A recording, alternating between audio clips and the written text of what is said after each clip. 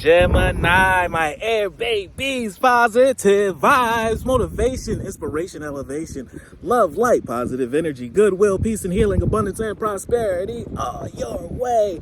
Please like, share, comment, and subscribe. If this page has been a blessing to you, check out my LinkTree. Link is in the bio. I do have some special treats there for you. Your word of the day is listening to life. I'm attentive to the world that's around me. Synchronicities, 111, 222, 333, 444, deja vu. Are you paying attention to the signs the universe is trying to tell you? There's not a coincidence, it's a reason. That's the way they communicate. Spanish, English, Portuguese, Chinese, Japanese, Korean. These foreign languages are foreign to our spirit. Even English is a foreign language to our spirit. Numerology, energy, that is our home language. Signs and symbols guide me to success, and I listen to discover the way to the eternal and to my breakthrough. Channel in.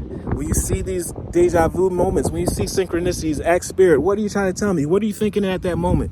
Because your answers lie in these special moments. Love one another. Be kind to one another. Love yourself. Love you too.